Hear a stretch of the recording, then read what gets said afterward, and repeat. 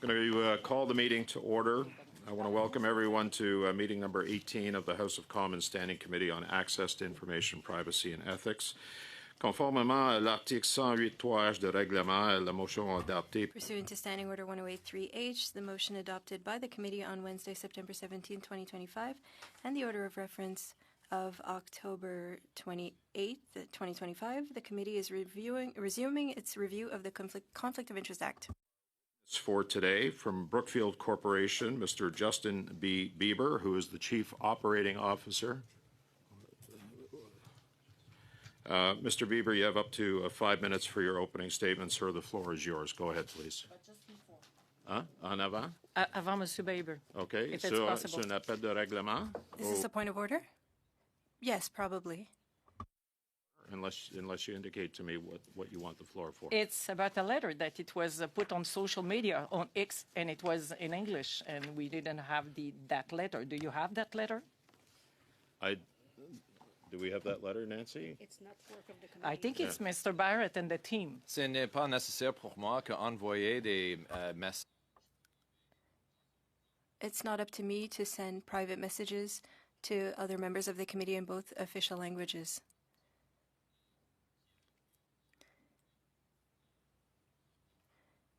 Member, we don't have a copy in French. That we chose to share. It's not the work of the committee. But if the member opposite, Mr. Chair, would like a copy in French, I'm happy to furnish her with it. But it's certainly not, doesn't speak to the privileges of members of this committee, and I would say it's certainly not. Can I just have another question? Did you receive an answer from? Did you receive an answer to that letter that you were asking? Madame Lapointe, before we begin, so you raised your hands. I'm going to take this as a point of order, which I expect it is. Mr. Barrett answered the question. Let me say from my standpoint, that letter was not done by the chair on behalf of the committee. It was sent to Mr. Bieber and Brookfield on the part of committee members of the Conservative Party. So there was certainly, from my standpoint, no obligation for the letter to be in both official languages. So it wasn't on behalf of the committee, Madame Lapointe. So, yeah. Did they receive an answer? Did they receive an answer?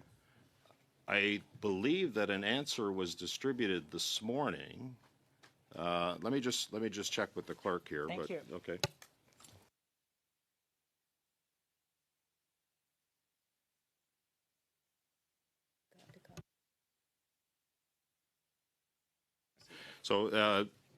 So as I suspected, the response from Brookfield to the Conservative member's letter was sent to every member's P9 this morning directly from Brookfield. It wasn't sent to the clerk nor through the clerk. It is being, and it was sent in both official languages as well. So I've asked the clerk to send that response to all members of the committee. Okay? Thank you. Mr. Bieber, you have up to 5 minutes to address the committee. Go ahead, sir. Thank you. Thank you, Mr. Chair. Chair and members of the committee, I am pleased to appear before you today in order to assist the committee in whatever extent and to whatever extent I can in your study of the Conflict of Interest Act. My name is Justin Bieber, and I serve as Chief Operating Officer and a member of the Executive Committee at Brookfield. Let me begin by repeating Brookfield's respect for this committee and its important work. As an international company with roots in Canada, we recognize the significance of transparent and robust frameworks in maintaining public trust in our institutions. By way of background, Brookfield is one of the largest investors in Canada. We are owners and operators of critical infrastructure and other assets and businesses across the country. We have over 600 direct employees in Canada, and our operating businesses employ more than 15,000 people from coast to coast to coast. In 2024 alone, we, together with our consolidated businesses, remitted over $750 million in federal tax. This does not even include other types of tax paid in Canada, including provincial, municipal, and school taxes where they apply. We have grown to become a global company, but our heritage is in Canada, and we are proud to be invested in so many critical sectors of the Canadian economy, including midstream energy infrastructure, renewable power, financial services, and real estate, to name only a few. When Mark Carney made his decision to run for leadership of the Liberal Party of Canada, even before he became Prime Minister, we sought expert advice to review our policies and procedures to ensure that we remain on the right side of the rules at all times. Mr. Carney departed Brookfield on January 16th of this year, the same day on which he formally announced his candidacy for the party leadership. Since then, at no point has anyone at Brookfield spoken with the Prime Minister about Brookfield business. We understand the increased interest in the management of potential conflicts, and I am pleased to be here to talk about Brookfield's approach to compliance and the priority we place on ensuring integrity across our business. As Chief Operating Officer, I have primary oversight of Brookfield's corporate operations, including legal and compliance activities and human resources, which includes our compensation programs. I am fully prepared to assist in any way that I might help advance the committee's work. In particular, I am happy to discuss the items raised in the correspondence received from certain committee members on Saturday night, including the composition and management of our funds.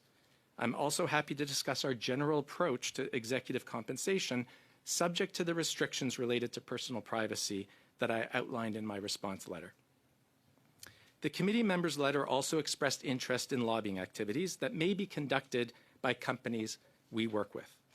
As I noted in my response, as a general matter, Brookfield does not direct or manage government engagement or advocacy efforts by our portfolio companies. However, I am happy to discuss our approach to compliance in this area, which is something we take very seriously. In closing, Brookfield is committed to supporting the committee's important work in a manner that is reflective of our company's role as an international investor and business owner. While our company and personnel are not subject to the Conflict of Interest Act, and we do not administer blind trusts for public office holders or act as trustees for such arrangements, we are prepared to share whatever perspective we can. I look forward to your questions. Thank you very much.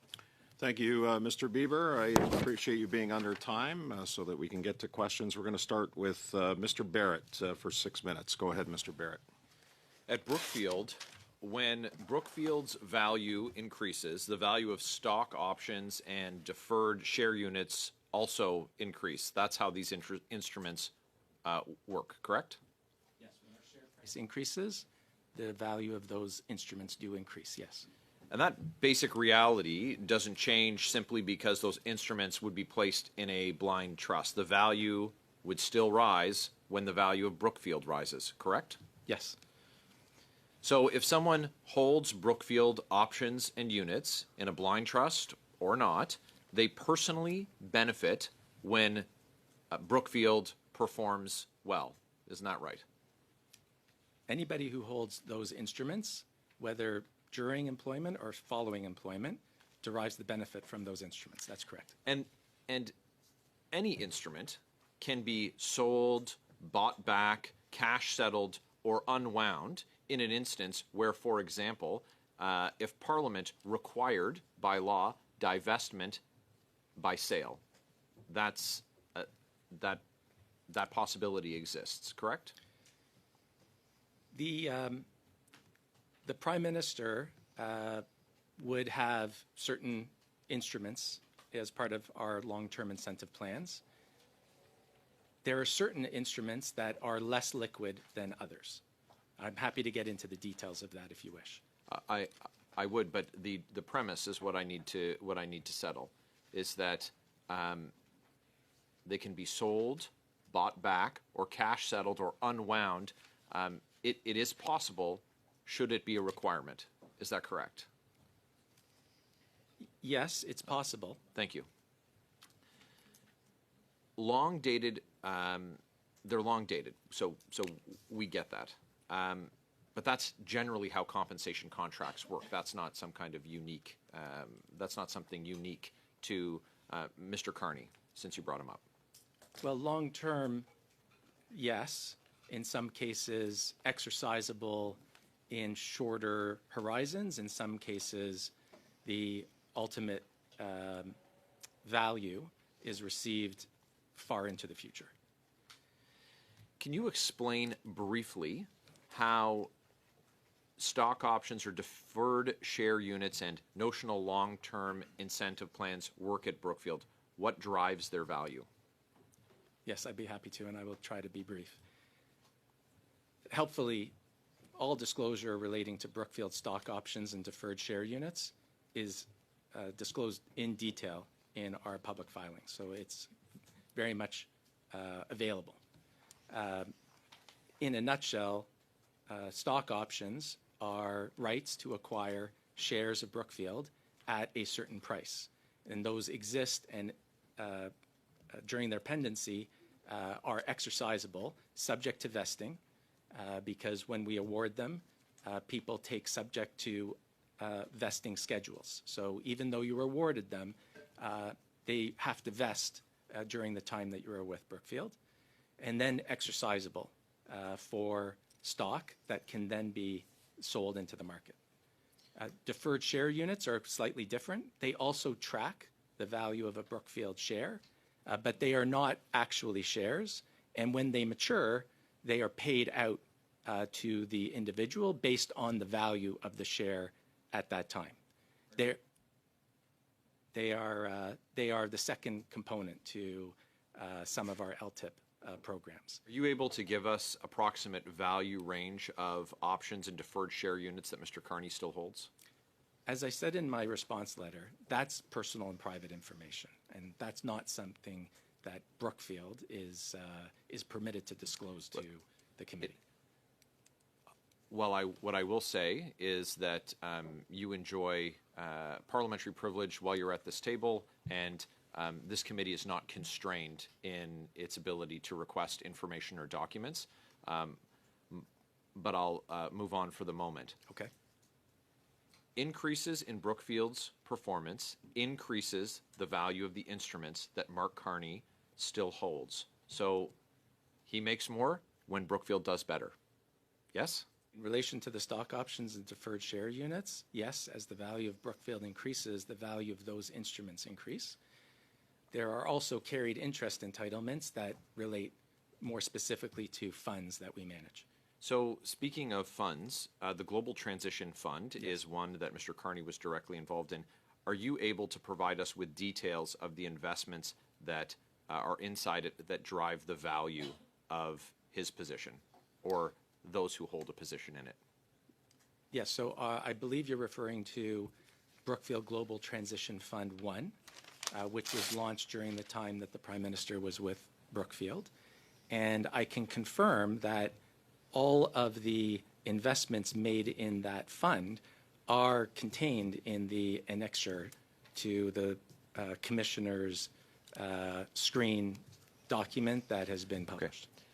Okay. We're going to have to come back to some of this, but my last question is, with the Prime Minister still holding compensation that rises with Brookfield's performance, how would you say that Canadians would be able to have confidence that blind trust and private screen are enough to protect the public interest when, as you agreed, when Brookfield does better, the Prime Minister is going to do better?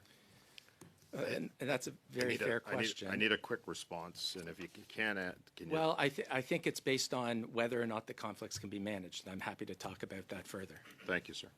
Madame Lapointe, pour 6 minutes, s'il vous plaît. Monsieur Bieber, Mr. Bieber, we have both official languages here at committee. Thank you. Go ahead. Madame Lapointe. Merci beaucoup, Monsieur le Président. Thank you very much, Chair. Welcome, Mr. Bieber, to our committee. We're pleased to have you with us today. In your experience, whether it be with Brookfield or elsewhere in the corporate world, have you interacted with the federal system for conflicts of interest or with the Conflict of Interest Act? Merci pour le question. Thank you for the question.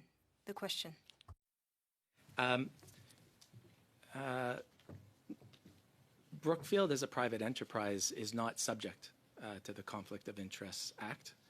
So we have not had interaction on this particular matter as a result. Dans vos expériences antérieures? In your past experience at all? Okay. Merci. Thank Pensez-vous you. Do you believe that Brookfield's financial situation is relevant in our study on the Conflict of Interest Act?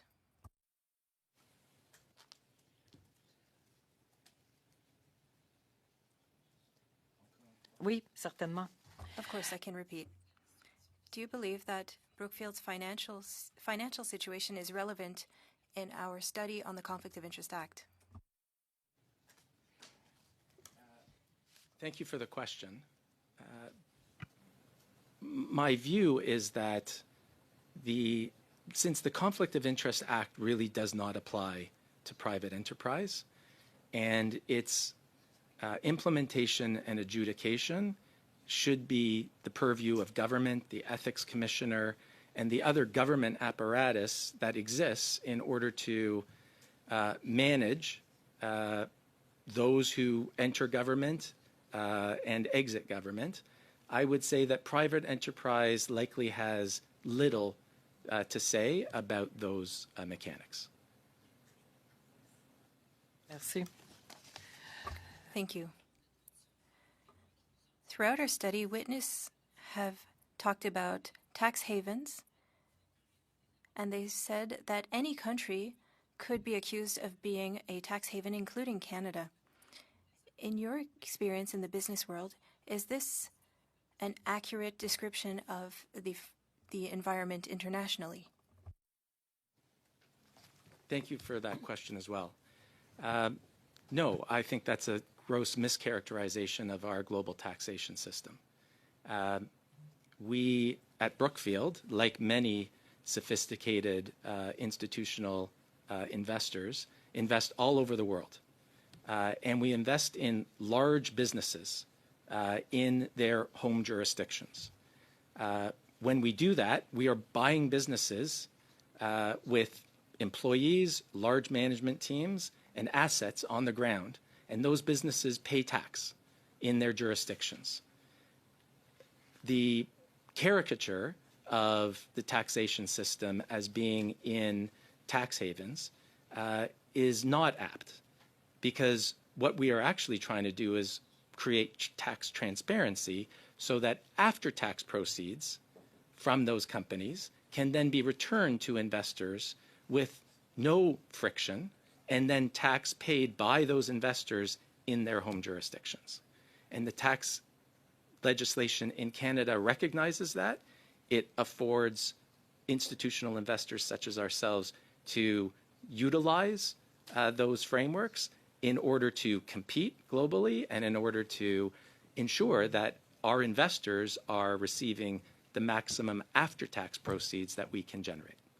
Merci. Encore, depuis le début de cette étude, nous avons...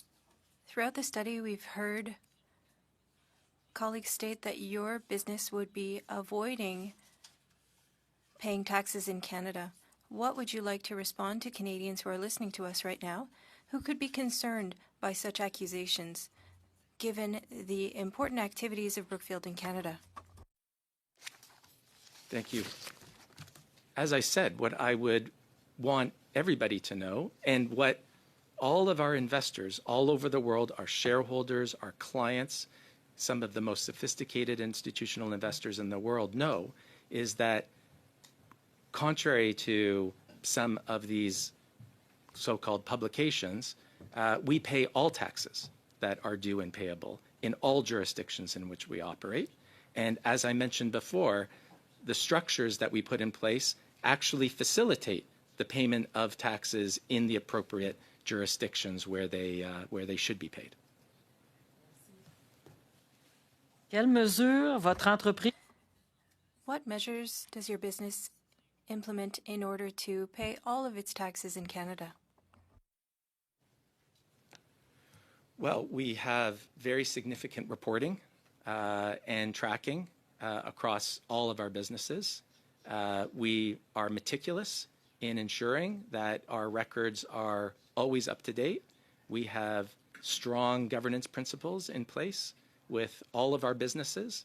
As soon as we onboard a new company, they become part of Brookfield, and the reporting lines are implemented immediately. And we, in fact, have people inside of Brookfield, internal auditors, who are also checking the work and ensuring that all of our procedures are operating properly.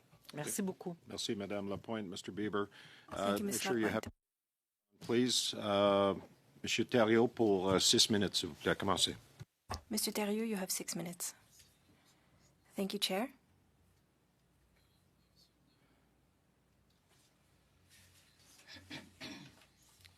In an email exchange, Brookfield was asking why it should appear before the committee, given the topic of our study and reviewing the Conflict of Interest Act.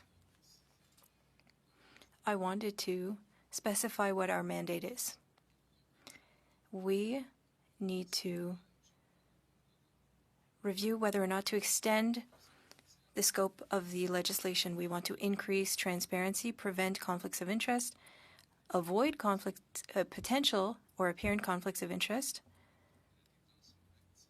regulate having assets in a tax haven by public office holders, limit the use of blind trusts. And so as soon as we hear from witnesses who tell us that Brookfield is a champion of tax evasion, and we know that the Prime Minister has interests in Brookfield, you'll understand why your presence here is mandatory. Réponse courte. Short answer, please. The spirit in which Monsieur le Président, time out. J'apprécierais que Monsieur Bieber I would like for Mr. Bieber to keep his earpiece on. Somebody should show him how to wear it, because it'll be complicated if he has to put it down every time and put it back on. May not look good on TV, but I suggest that maybe you put your earpiece on so that you can hear the entirety of the question and any comments that come your way, rather than, it's just easier that way. I do the same thing sometimes. So it was suggested to me that yeah, I might wind up hearing myself in my ear. And you could, and at that point you can take it off, but just make sure for the entirety of the question that you keep it on Okay, for the comments. thank you. I Monsieur apologize. Thériault, j'ai arrêté le temps, mais Mr. Thériault, I did stop your time. You asked a question and made a statement to Mr. Bieber. Can he respond? Mr. Bieber. comment, and I'll start the clock right now. Thank you. I was simply going to say that we respect the spirit in which this committee is undertaking its work. First and foremost, the reports that you've heard are completely false. I've tried to explain in response to some of the questions that we've already received that Brookfield pays all taxes that are applicable, and we have demonstrated systems in place and structures in place to do that, and we do want to be helpful in your quest to assess whether or not your current rules apply and apply effectively. Donc, vous nous dites ici que So you're saying that Brookfield does not do tax avoidance, which is completely legal. That's not something that you do? You don't do any kind of avoidance? Not tax evasion, tax avoidance. So what you're saying today is that Brookfield does not practice any kind of tax avoidance. Yes or no? We practice tax planning the way any other company practices tax planning.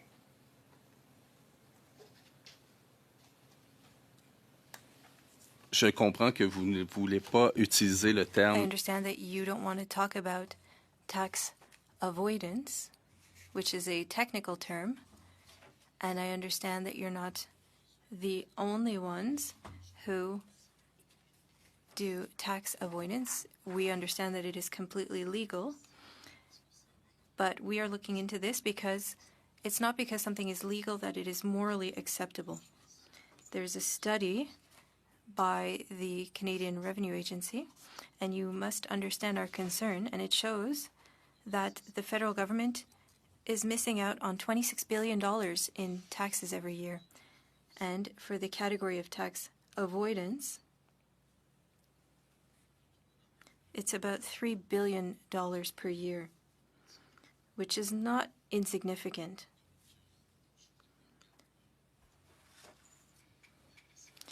And so that's why I would like for us to look at the minimum global tax.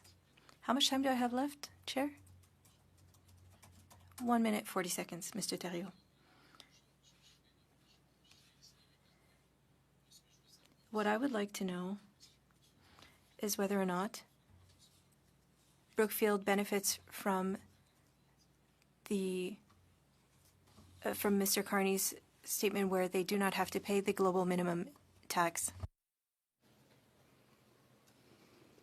No, to the best of my knowledge, we are subject to all those rules in every jurisdiction in which we operate. Attendez là. À ma connaissance, ça veut dire quoi? What does that mean to my knowledge? Does that mean that it's possible but you're not aware of it? It would be unlikely, but I did not. Peu probable. Ça veut dire Unlikely? What does that mean? vous n'êtes pas en mesure de répondre à cette question. Can you not respond to the question today? Say that Brookfield complies with all laws across the globe relating to tax. Monsieur Carney, Mr. Carney, 6 months before an OECD decision to exclude the United States from the global minimum tax, even though Canada had put that measure in place, but before that, he moved headquarters to New York. 6 months later, he says American businesses are not subject to that global minimum tax. And you're saying that you're not benefiting from that. Is that what you're saying? That you're not benefiting from it? Absolutely not.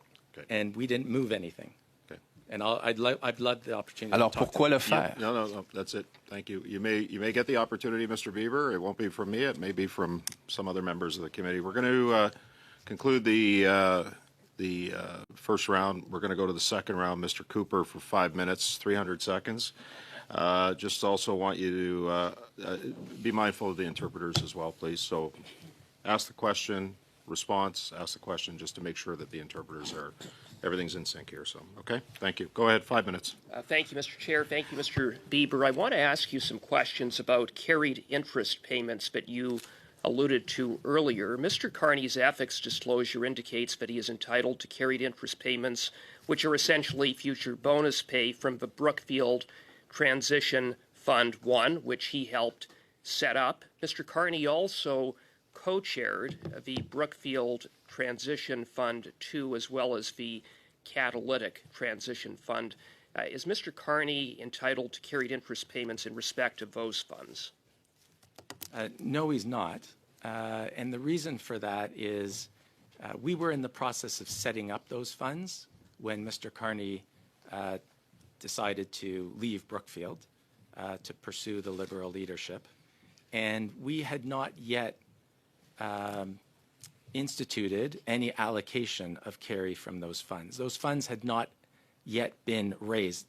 When we talk about launching a fund, we're starting the marketing of that fund, and they had not yet reached a conclusion, even an initial closing of those funds, and therefore we hadn't allocated any carry. Had he stayed with Brookfield, he certainly would have been entitled to some. Thank you for that. And of course, he is entitled to carried interest payments in respect of the first fund, Brookfield Transition Fund 1.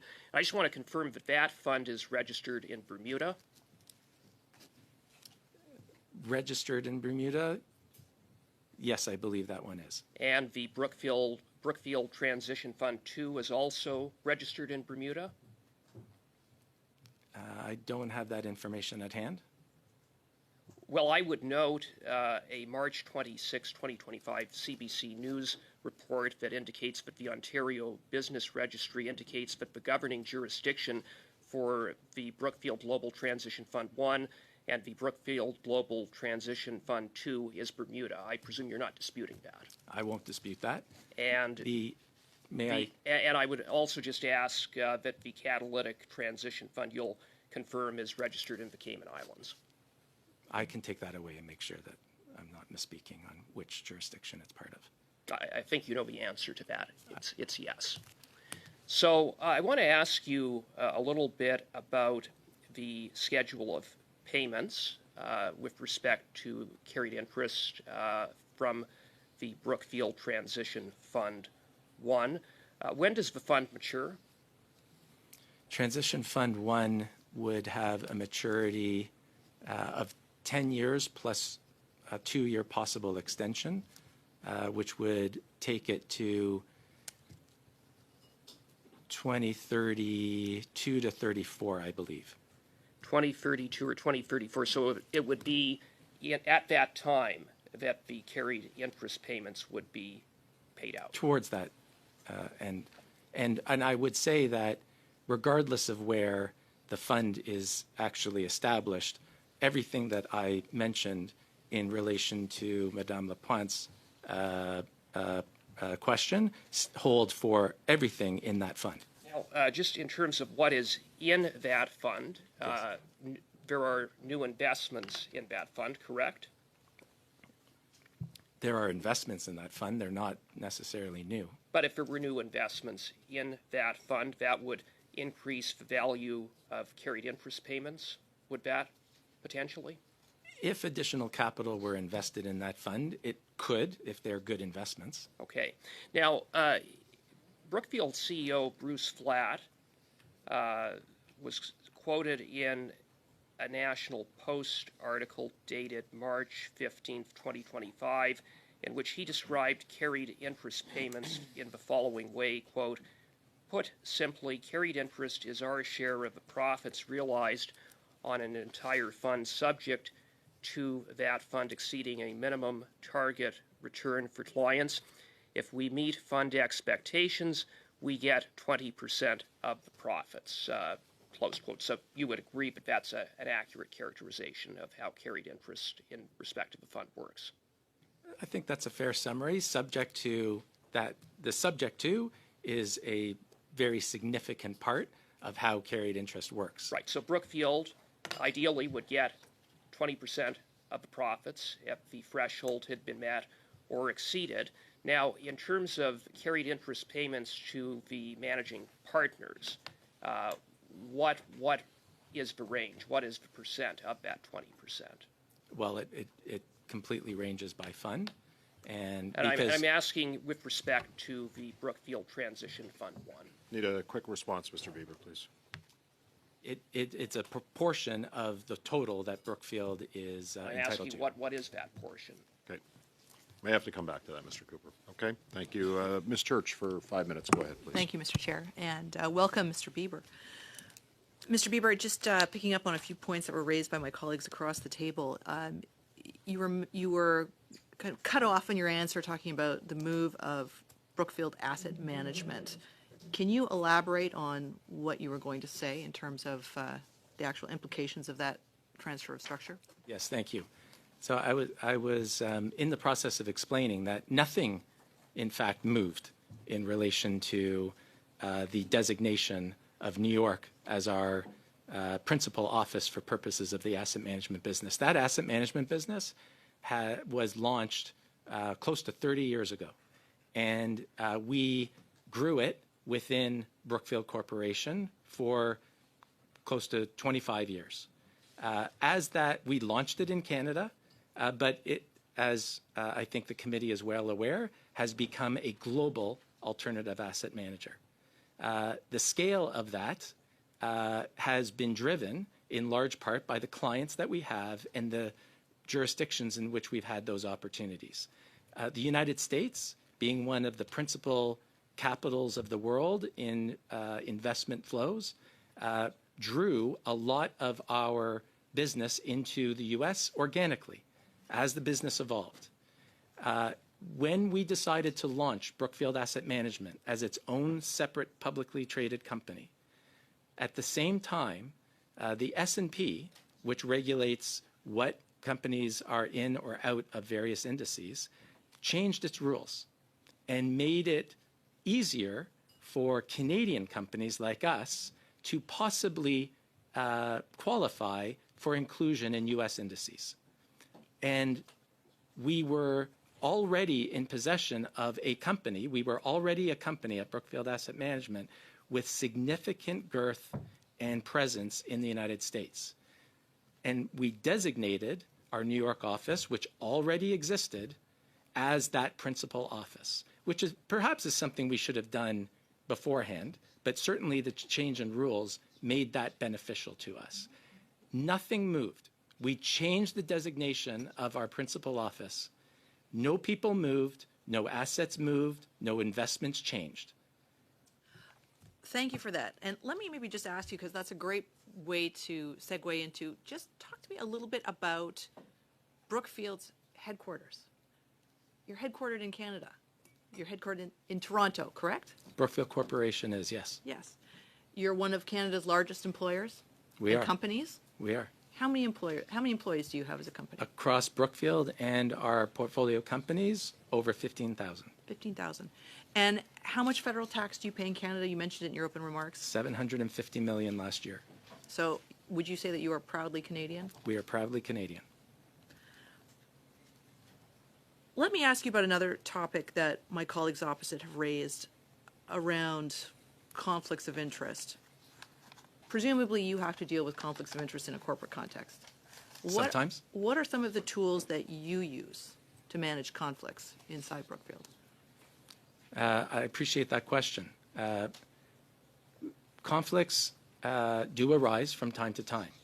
And our view is that there are certain principles that must be applied when they do arise. And the first is transparency.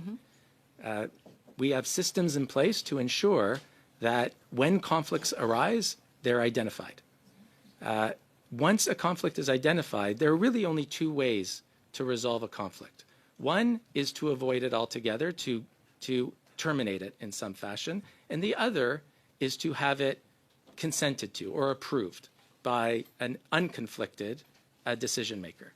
And we have significant processes and procedures in place to ensure that once they're identified, they are resolved through one of those two means. Do you use blind trust, or are you familiar with the blind trust in the sense that we would use it here in the federal context? I'm now, after having been invited here, I am loosely familiar with those. So you would appreciate in the federal context that a public office holder who comes under the Act, when they establish a blind trust, they are considered to have divested their controlled assets. Yes. So they're not allowed to give direction to a trustee on that front. So no knowledge if the assets are held, if they're sold, if they're converted. So, I mean, my colleague, Mr. Barrett, earlier suggested that if shares are held, that the holder benefits. But there's a big assumption built into that once the assets are in the trust, the public office holder has no knowledge what those assets are. Would you agree with that? You're over time. I need a quick response, please. I would. I apologize. I'm not sure what. Maybe we can come back to it then, because we're 25 seconds over. Sorry. Monsieur Thériault, je vais donner 5 minutes. Commencez. You have 5 minutes, please. Thank you, Chair. Mr. Bieber, tax avoidance is common practice.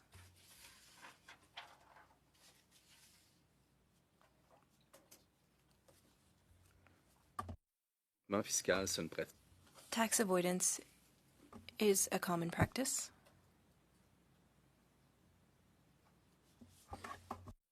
Brookfield, and there is no tax avoidance at Brookfield. Vous connaissez l'OCDE.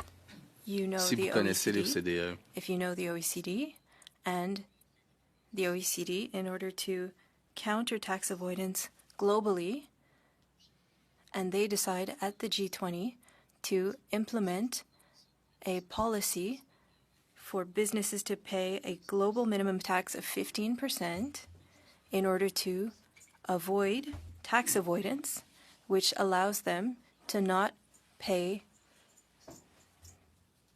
their fair share? Well, it's because tax avoidance exists. If you're being transparent today, you can't say that you're only responding for Brookfield. The OECD decided to implement a minimum global tax, and you can't say that it's not only for Brookfield. That is a question for you. I'm not an expert in tax policy. I'm aware of the global minimum tax. Excusez-moi, I'm going to cut you off. I'm quite surprised. Brookfield insisted on sending you today because they said that you were an expert and that you would be able to respond to all of our questions. You don't need to be an expert to understand the OECD and what they're trying to do, what they're trying to resolve as a global issue.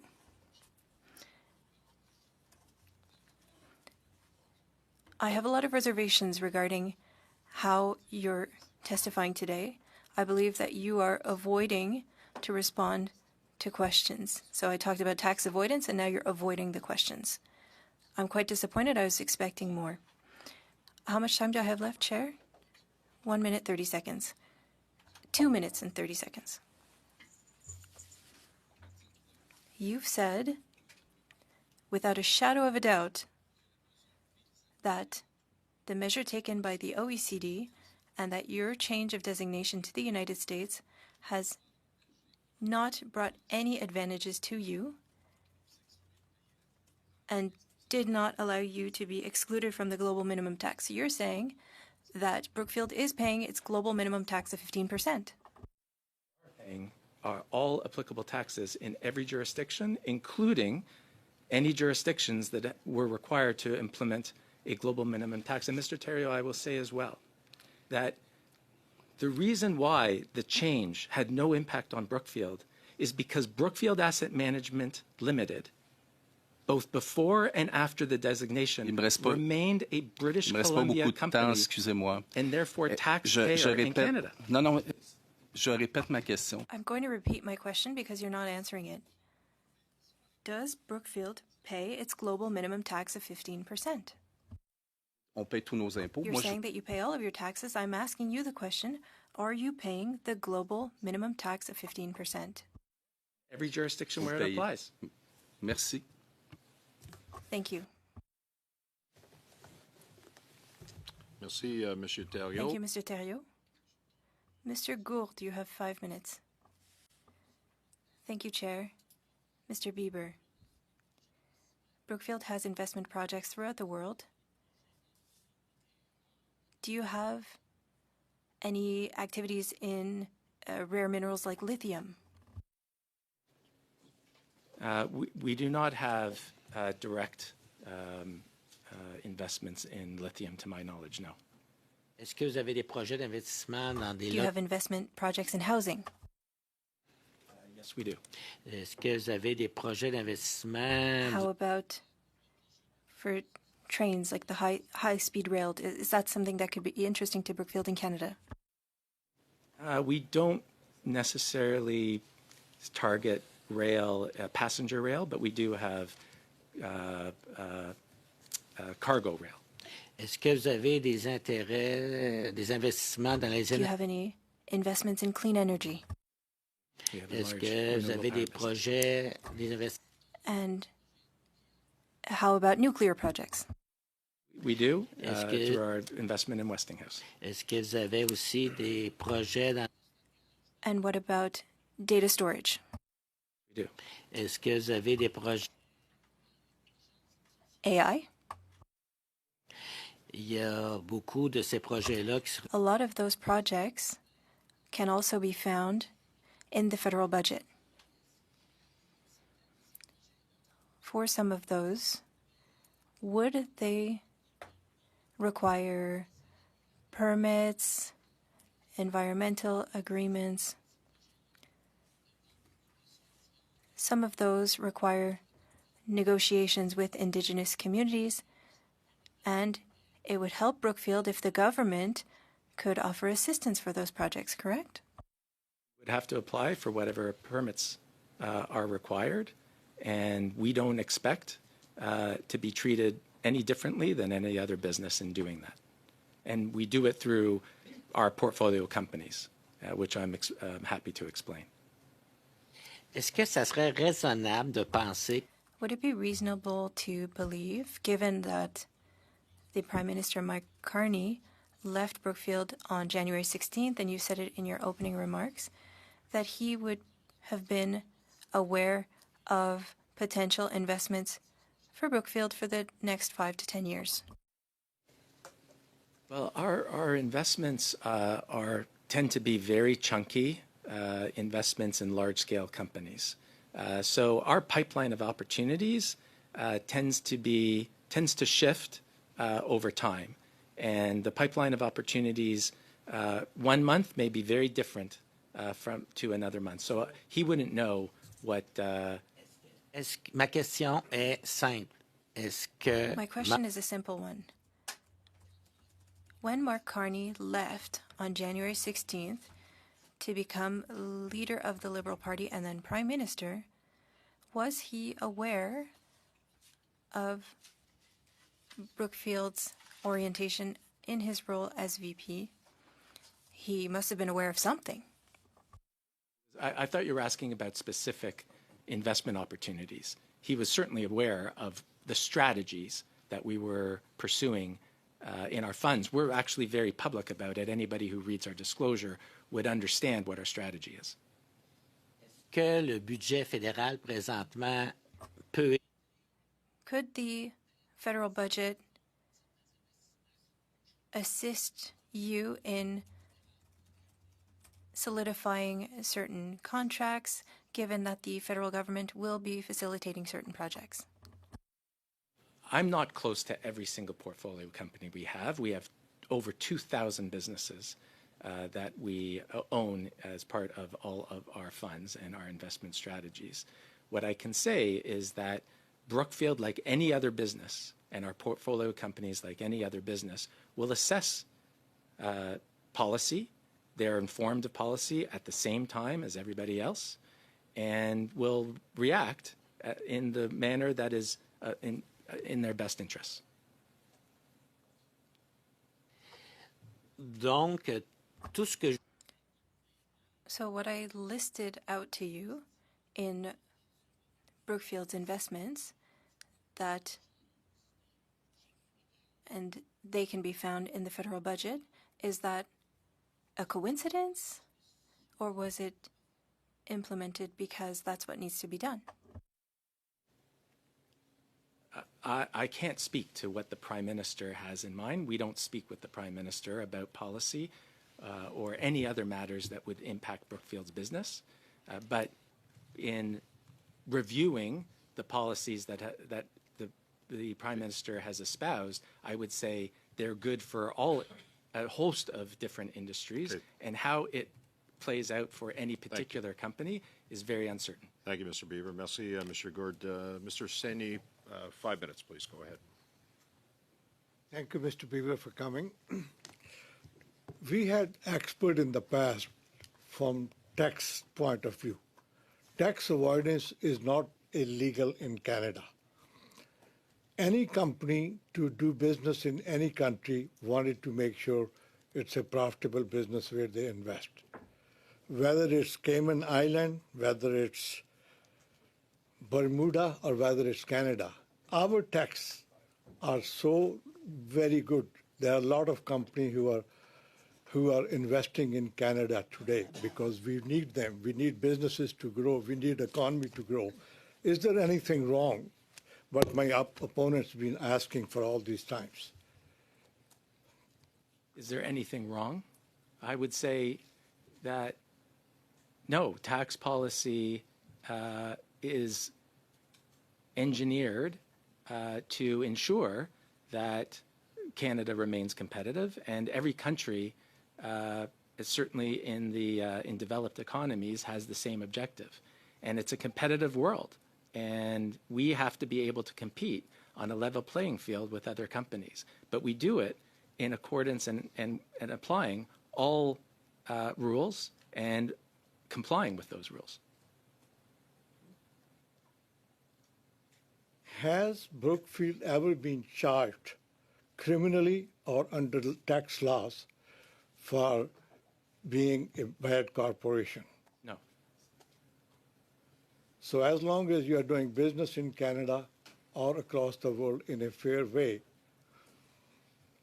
I don't understand what my colleagues on the other side are having difficulty with that. And I would agree. There are rules in place that govern all companies in terms of the way they invest internationally, and those rules are there to facilitate economic productivity while also ensuring that all corporate players pay their fair share of taxes. And there should be nothing wrong with that, and that is how Brookfield conducts its business. Thank you. Conflict of interest. We deal with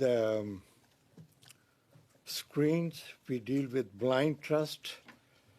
As a chief operating officer of a big corporation, in a private sector, do you have such things in place? As I mentioned before, we address conflicts of interest through the same types of systems that I see being implemented with respect to the blind trust. They're not the same. I don't want to give the committee an indication that they're the same. But they underlying them are the same principles, that one needs transparency to ensure that the conflicts that exist are identified and that they are then addressed appropriately, whether it's through a blind trust, a screen, or any other mechanism.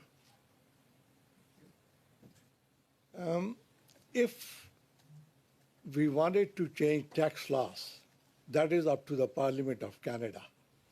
It's not up to the conflict of interest to change those laws. And the Parliament, when they saw fit, they will make sure those changes are made. So for people to accuse, oh, well, we are trying to, that's the duty of the Parliament of Canada and the Income Tax Act. Could I have your comment on that, please? Yes, I fully agree. I think we're conflating two very different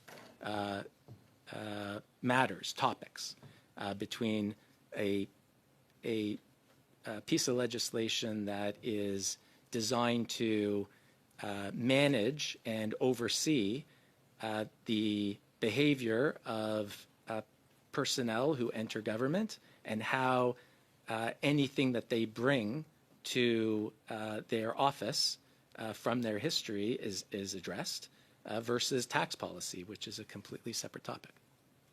Thank you. Thank you, Mr. Sene. Mr. Beaver, we're going to go next to Mr. Barrett for 5, suivi par M. Sarret. Followed by Mr. Sari, and that will conclude the first hour. Just to follow up on a few points, has Brookfield Global ever been criminally charged with anything like bribery, for example? Charged? No. Has there ever been an investigation for bribery against Brookfield Global Asset Management? Nothing that has not been found to be completely false. But were there charges? There were no charges. There was no investigation into bribery in Brazil? There was, again, that was found to be completely false. And in fact, the person who was alleging is now in jail. Okay. Is Brookfield registering investment funds to a bike shop in Bermuda good for Canada, and what impact does that have on the payment of taxes in Canada? As I've said before, First and foremost, we have businesses that do have presence in Bermuda, and those are part of an overall investment structure that allows investors to pool their capital in jurisdictions where we can achieve tax transparency so that businesses that we own can pay taxes in the jurisdictions in which those businesses operate, and then those after-tax proceeds can be delivered to investors in the jurisdictions where they are based and pay taxes there as well. Your answer is that it's good for Canada to register funds to a bike shop in Bermuda. I'm not passing judgment on what's good or not. Okay. I'm saying what these rules are implemented to achieve. Are you able to provide us with a list of investments in the catalytic funds and the global transition funds 1 and 2? Is that something you're able to furnish the committee with? The committee has the list of the investments in Global Transition 1. Global Transition 2 and catalytic are irrelevant. Are you able to provide us with a list of the investments in the 3 funds that I've mentioned? I'd have to go back and check. Check if you have them, or check if you'll do it? I'll take it under advisement. Well, I'd like the list. I'd like the list of the investments in the funds. How was the long-term performance pay structured when Mr. Carney was at Brookfield? Are you able to tell us what metrics determined that pay? While he was an employee of Brookfield? Yep. Like every executive, Mr. Carney was entitled to a compensation package that was comprised of several components.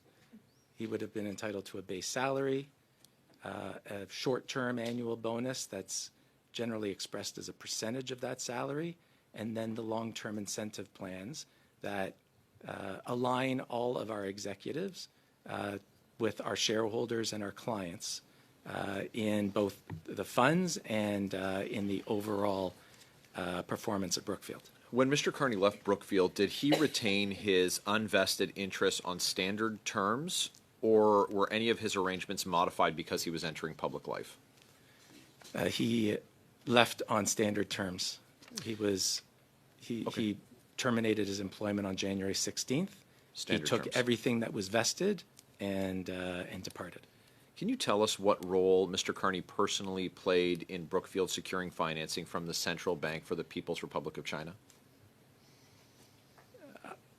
I think you're referring to clients who have invested in our transition strategy, and that would have been the same as all of the senior executives associated with the transition fund. In the past few months, have there been any decisions of the federal government, tax credits, policy measures that have increased the value of Brookfield businesses in which the Prime Minister still holds an interest? And if you have more than one example, just one example is fine. I can't think of any.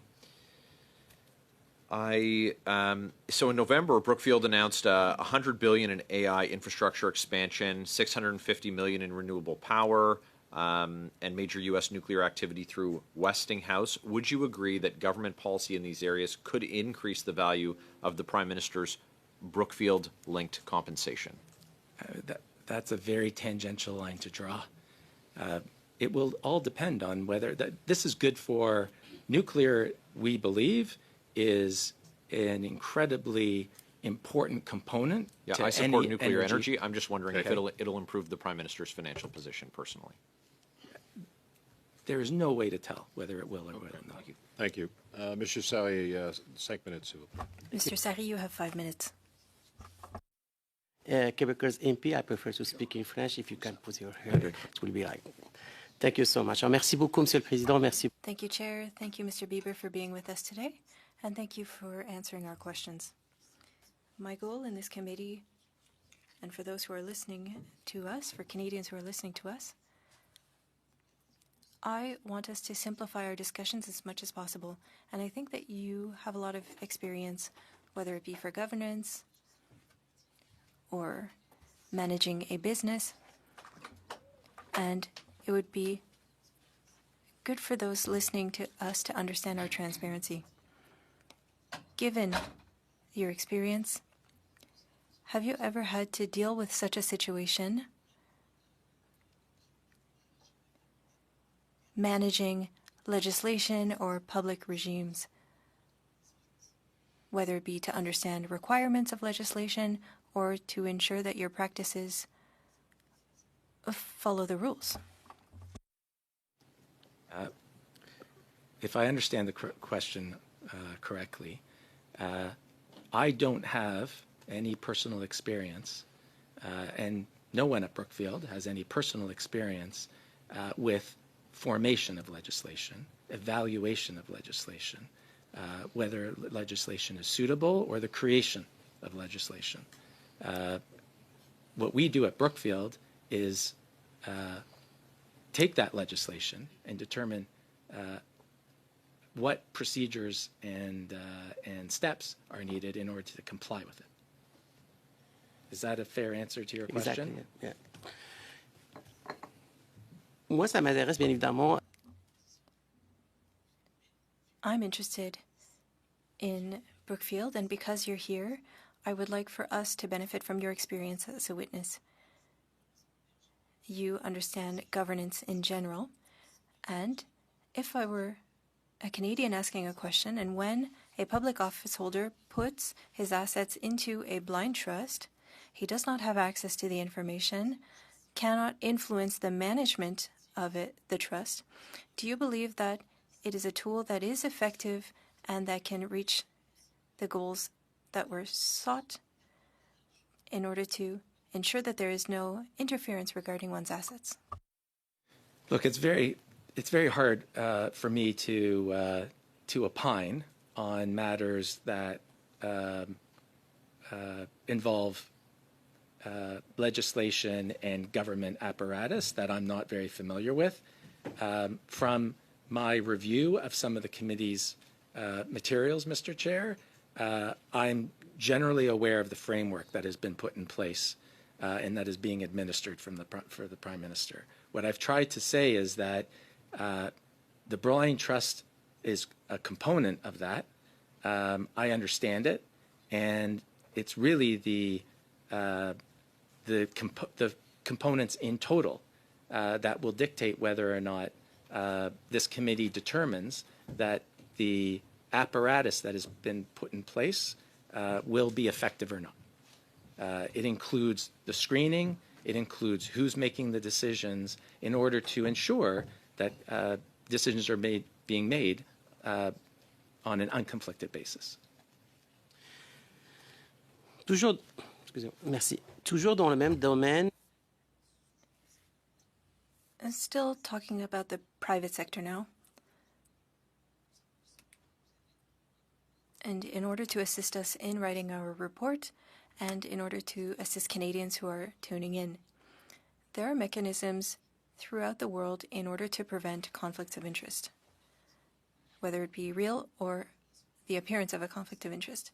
In your experience, the measures that we have now and having blind trusts and having these ethics screen, and so where a leader is completely separate from his assets, are these deemed credible and efficient and sufficient, or do you have anything that you would propose that we look into? I think the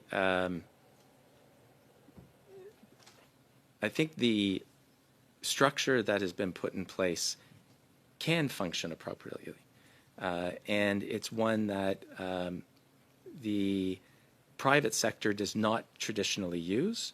But again, and I apologize for repeating myself, but what will ultimately determine whether a system, a process and procedures to resolve conflicts is successful is whether or not it provides for that transparency and a procedure to adjudicate the conflicts, whether removing them or or seeking appropriate approvals for them. Thank you, Mr. Bieber. We're way over time on that one. Mr. Bieber, that concludes our first hour and round. I'm going to invite you, if you need a break, we can do that now. I can suspend the meeting for a couple of minutes if you need a break. You're good to go? Okay, so we're going to continue our second hour with Mr. Cooper for 6 minutes. Go ahead, please.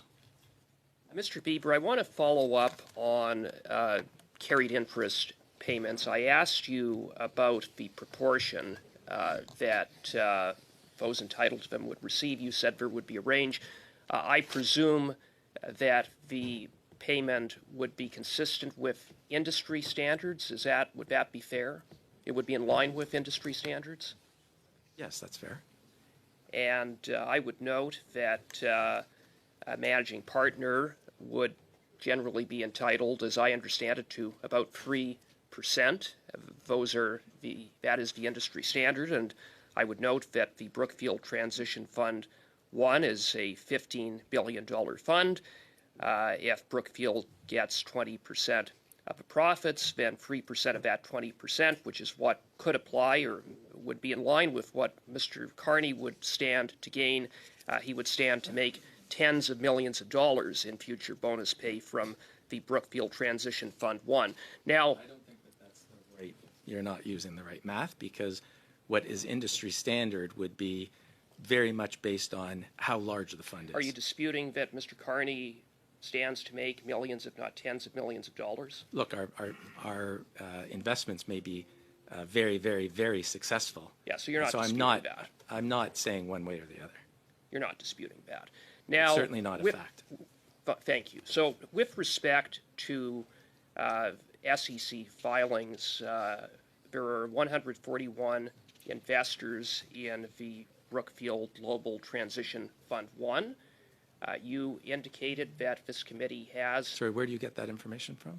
SEC filings. Okay. And you, so that is the number that I have. If that number is not accurate, you can state the correct number.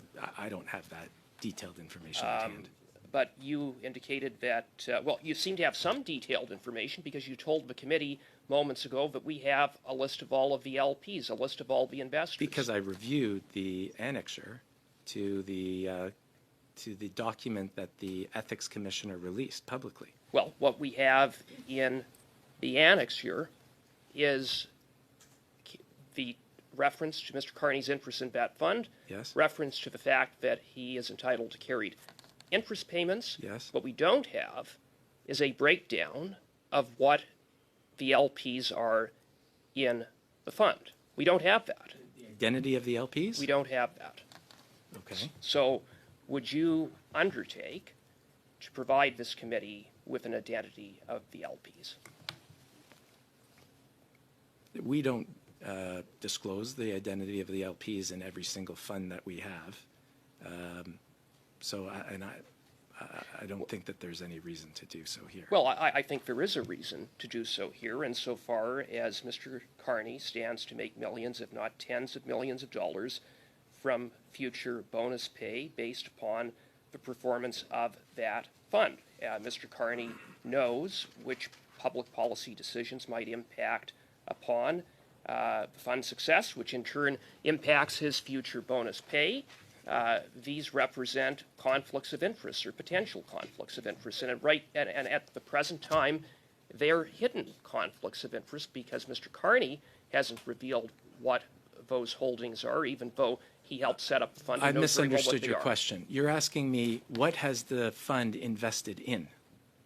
I want to know what has the fund invested in, what the LPs are, what the holdings are. I want to know what's in the fund. Okay, we're just confusing terminology.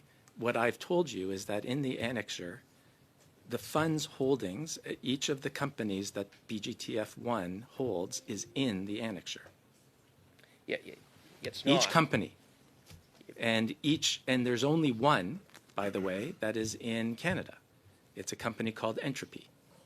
Entropy is held by BGTF1. The holdings in the fund are not in the annex. So I'm just asking you to provide us a list of those holdings. Sorry, let me be more clear. BGTF1 has invested in 20 businesses, roughly. And each of those businesses, their names, are listed in the annexure. Who are the LPs? Again, we don't disclose the identity of our LPs. And the identity of the LPs has nothing to do with the value that the fund will undertake. We manage the fund. We make the investment decisions. And those investment decisions have been made. We own those companies in that fund. If those companies do well and we do well in stewarding them and driving value through them, then BGTF1 will do well. Thank you. Thank you, Mr. Cooper. Mr. Bieber, the requests that are coming from some members of the committee are being documented by the clerk, and they will be forwarded to you as a request. We're keeping track. Thank you. On va commencer pour 6 minutes avec Madame. 6 minutes for Ms. Lapointe, who will be sharing her time with Mr. Saini. Ms. Lapointe? Yes, I will be sharing my time with Mr. Saini. Earlier, you mentioned that the current context for businesses is very competitive. Some witnesses have said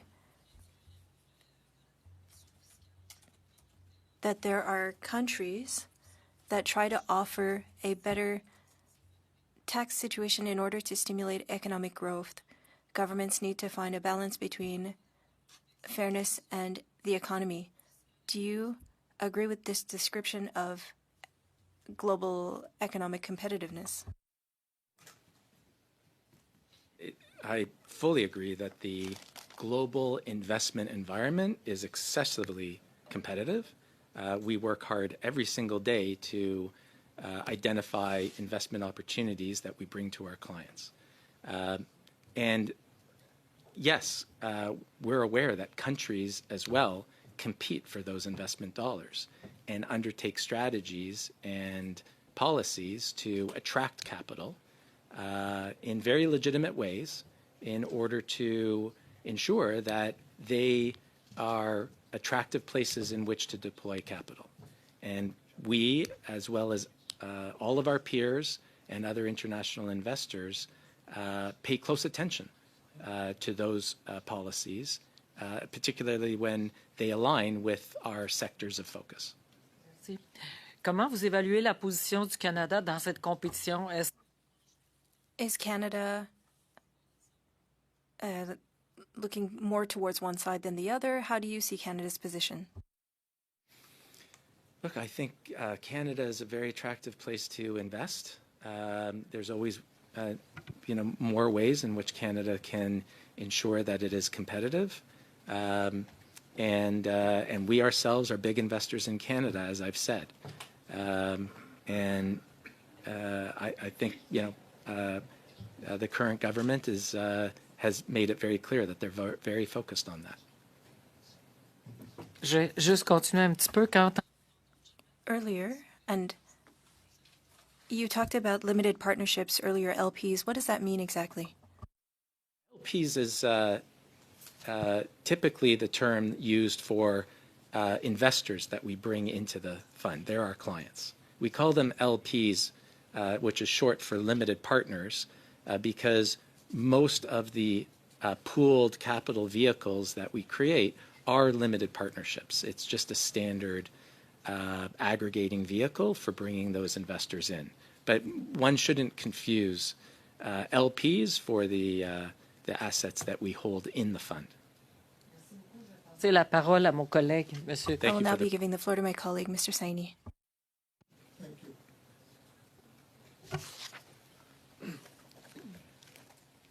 In this discussion, the whole thing seems to be around Mr. Carney, his benefit.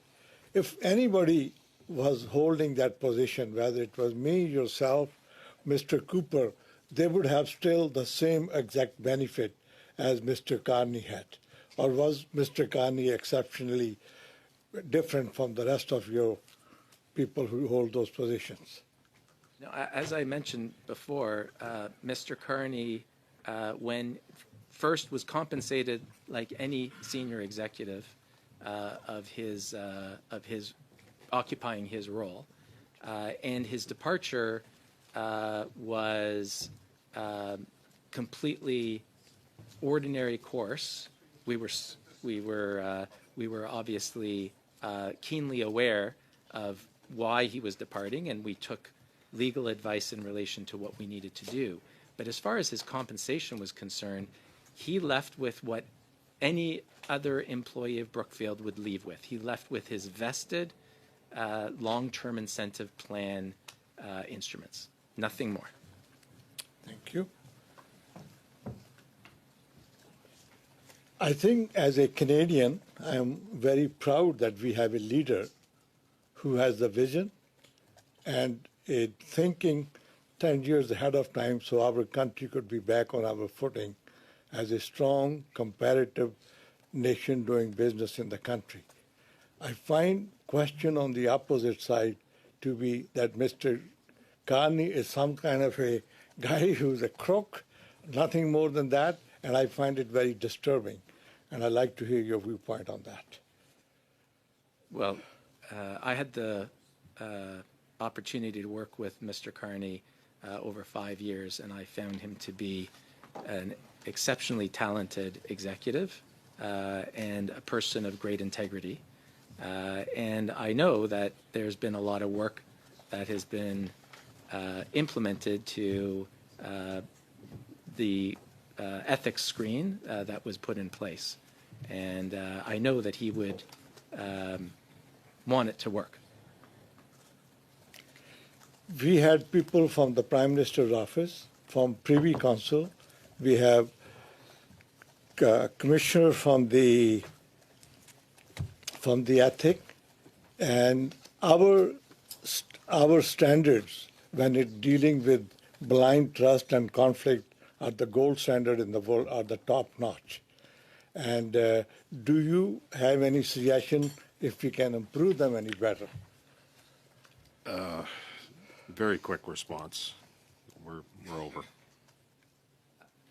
I think that the mechanism in place makes a lot of sense, and I don't have any additional recommendations. Thank you, Mr. Bieber. Mr. Thériault pour 6 minutes. Oui, merci, Monsieur le Président. Thank you, Chair.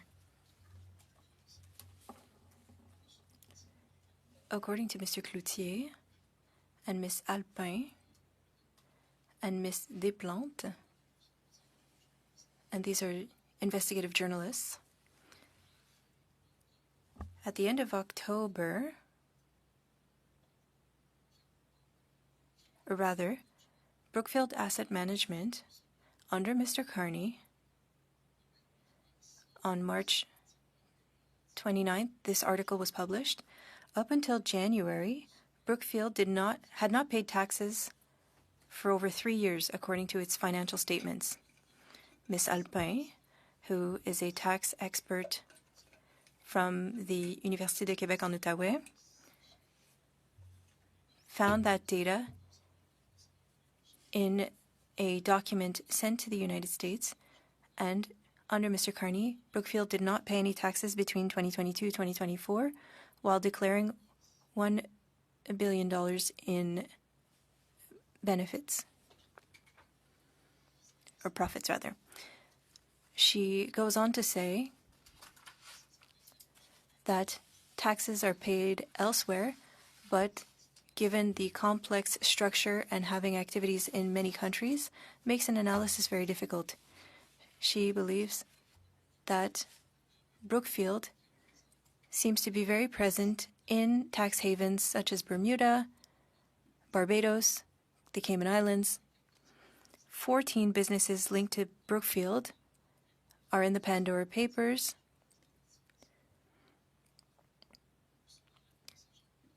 Are these people wrong? How do you explain that? And this is the American Commission on Stock Exchange. I don't have the report that you're referring to. There are many reasons why there may be misunderstandings relating to the types of disclosure that you're referring to. In fact, we've had many publications, not many, but some, which have completely misconstrued the reporting that we have done. One of the main misunderstandings that those who perhaps are not as well informed in terms of how the tax rules work is that we aggregate under international financial reporting standards, we aggregate all income from across every business that we own and control. We aggregate all of that income. And yet, when we report our taxes, we only report the taxes that are proportionate to us. And therefore, there is a significant amount of tax that is being paid by our partners, others who own investments in these very same businesses that don't get reflected in our statements. And that tends to be a big misunderstanding as to our own reporting. We, as I tried to explain, our businesses pay significant tax in all the jurisdictions in which they operate. We may not be picking up in our own reporting every single dollar of tax that's paid because we don't own those businesses entirely.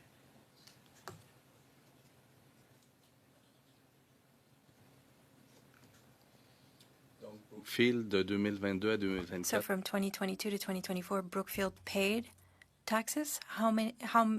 What is the amount? I told you that in Canada alone, we paid $750 million in tax in 2024, 1 year.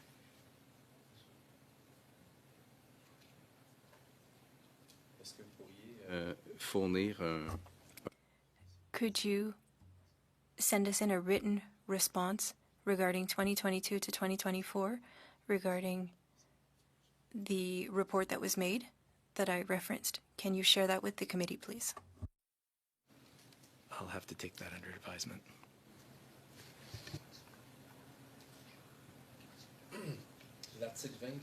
Loi sur les conflits d'intérêts. Section 20 states that controlled goods are any goods with a value that could be influenced directly or indirectly by the decisions of government policies. And there's a list of the different governments, the different stock options. Mr. Carney has a direct financial interest with Brookfield, and this puts him in a conflict of interest or an appearance of a conflict of interest because the stock options are deferred. So, with Brookfield Group Corporation and Brookfield Asset Management, he has deferred stock options. And certain newspapers, including the National Post, have stated that the value is of a few $1 billion, and we have learned that these stock options are deferred and that they expire in 2033, 2034. And so this is a situation where if Brookfield makes money, Mr. Carney might not know by how much his blind trust is increasing, but he knows that his fortune is increasing, and he did not divest because in 2033-34 he probably won't be prime minister, but his fortune will have increased significantly thanks to the economic changes he's bringing in Canada. Thank you, Mr. Thériault. Mr. Gould, you have 5 minutes, please. Thank you, Chair. Mr. Bieber, where does the vision from the Prime Minister come from after 5 years at Brookfield? Working for Brookfield, could that have had an impact on his way of thinking, seeing the future, and have an impact on his job as Prime Minister? Mr. Carney came to Brookfield after a career at Goldman Sachs, after having been appointed Governor of the Bank of Canada by Prime Minister Harper, Governor of the Bank of England by Prime Minister Cameron. I think when he... On va arrêter là parce que l'histoire, on la connaît tous. I'll stop you there because we know the story. This is an ethical situation here that we're dealing with. Are there a lot of co-chairs that have become prime minister after the day after stepping down? Not at Brookfield, no. Habituellement, Generally, a prime minister, when they leave political life, well, that's the kind of job that might be offered to a prime minister. Here we're dealing with the opposite. He had a flourishing career in investment funds. He decides to leave that very lucrative job in order to become Prime Minister of Canada. It's well paid, about $420,000 a year, but I'm sure he earned much more with the investment fund. That said, there are deferred options later. There are issues with our ethics legislation because this situation is unethical, that a prime minister is likely to receive a fortune, millions of dollars, from a fund after being a prime minister 2 years, for 2 years, 5 years, 7 years, 10 years. We don't know for how long he'll be prime minister.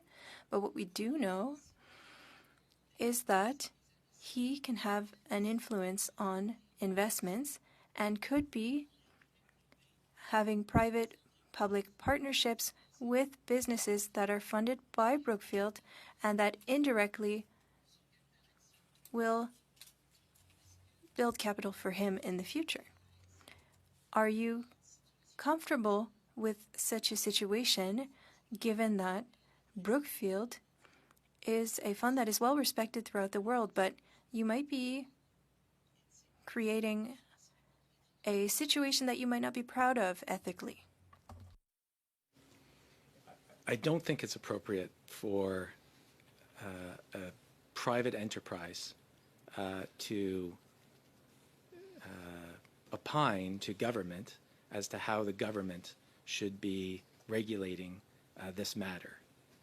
What I can tell you is that we at Brookfield are very comfortable that the rules that apply to us, which cover lobbying and our interactions with government and public office holders, is clear, and we are highly capable of ensuring that we comply with them. c'est inédit parce qu'il n'y a pas de règles. There are no rules. You can say that you respect the rules, but there aren't any. This is the first time that we're seeing a prime minister having capital in investment funds that could be further funded by government initiatives. It's not your fault, Mr. Bieber. It's just a situation that we haven't seen before.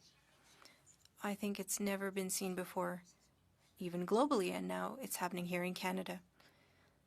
The Prime Minister can have an influence on Canadian politics. He will be negotiating with First Nations.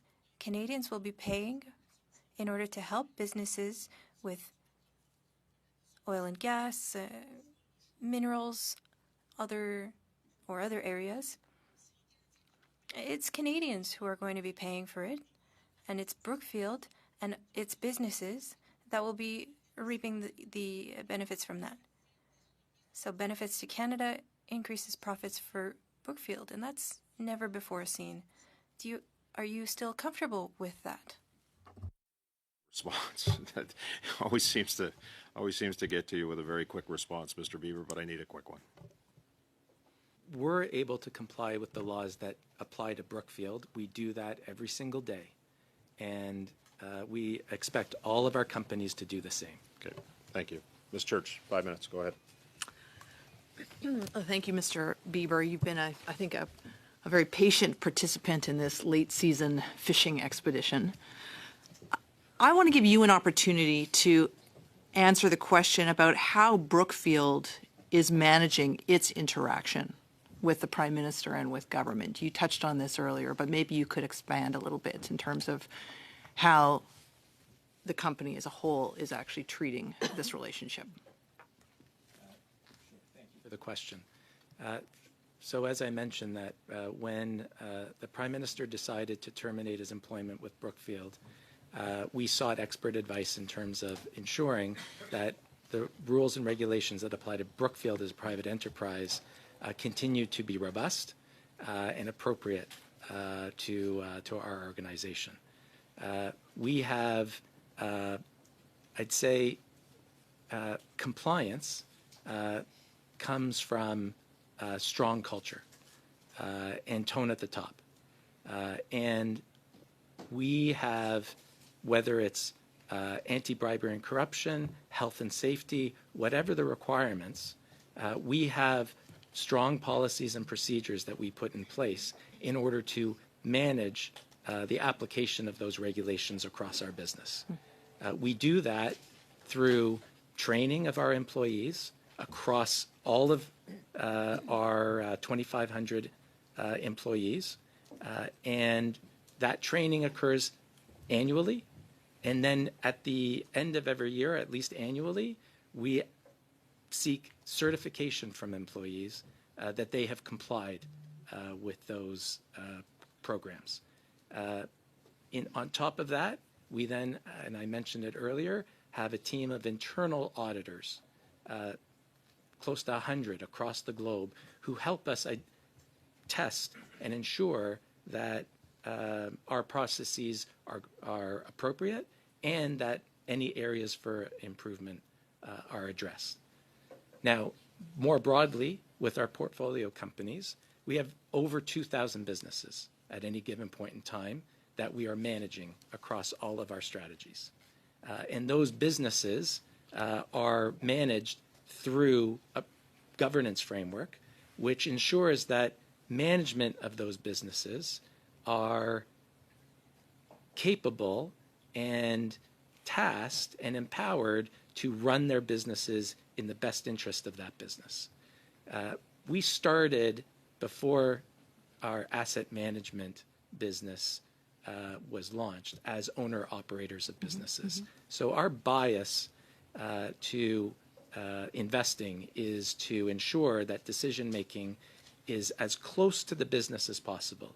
We don't want people in Canada making decisions about how port operations should work in Sydney.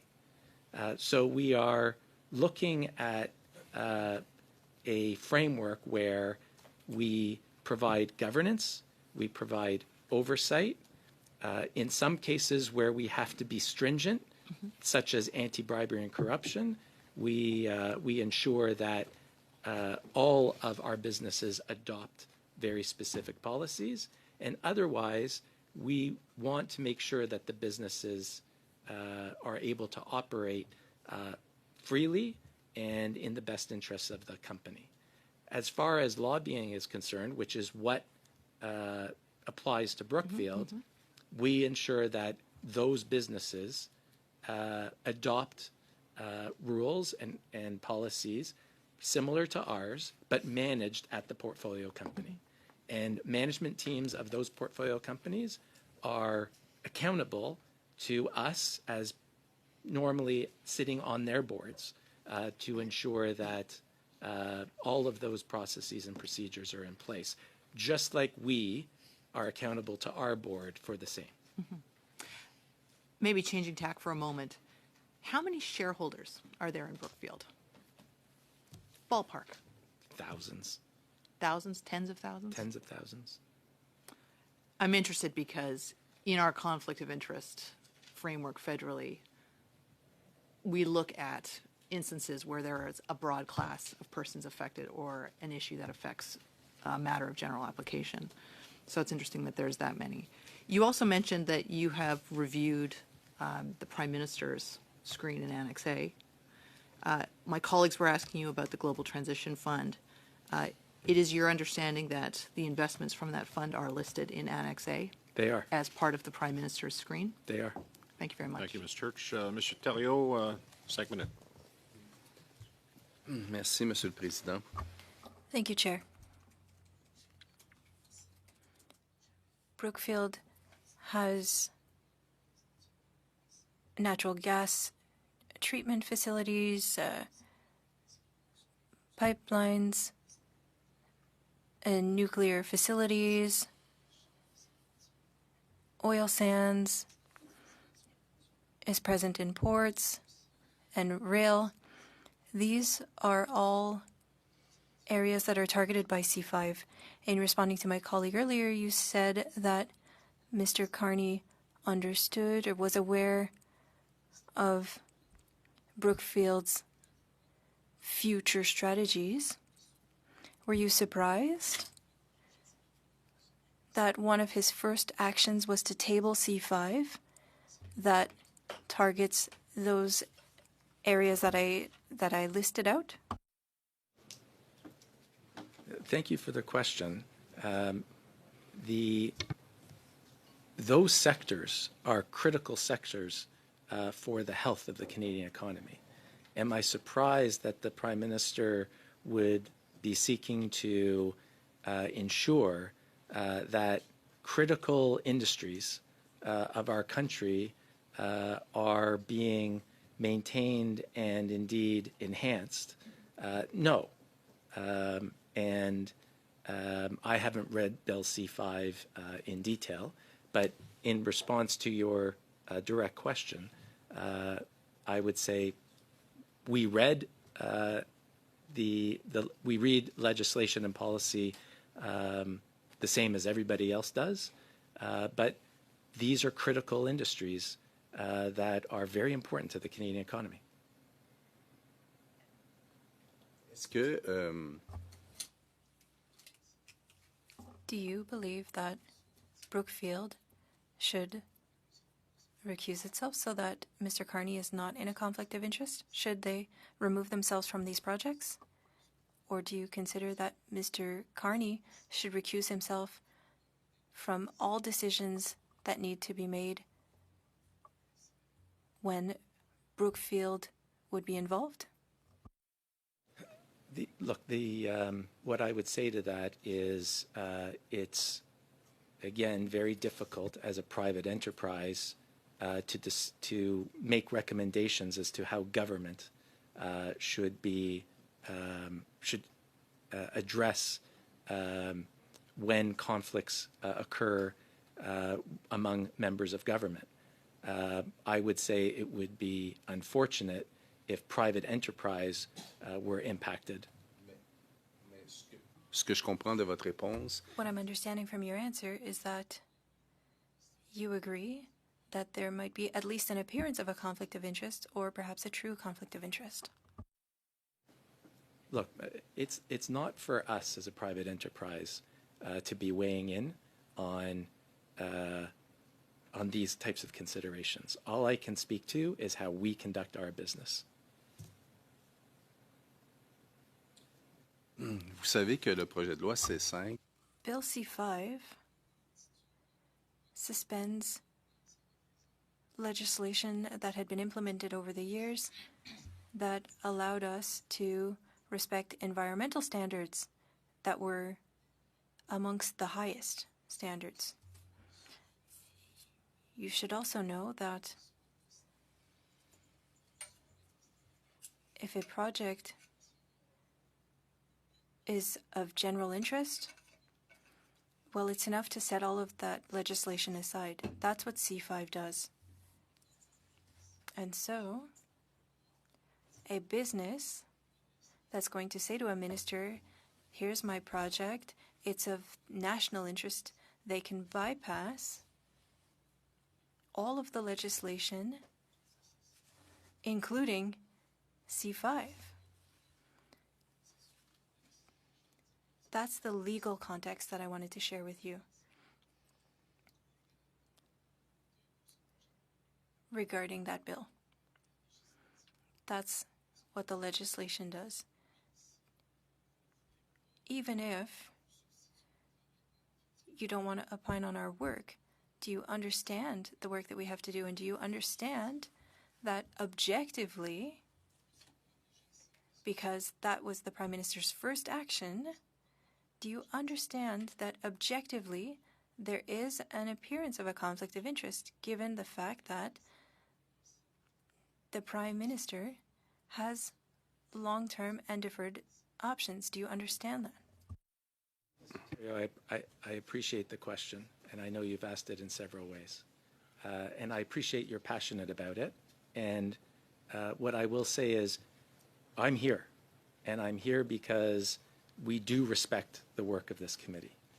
And I'm here to try to help as much as I can as an executive of a private enterprise that who has never had any involvement with government. Okay. Thank you.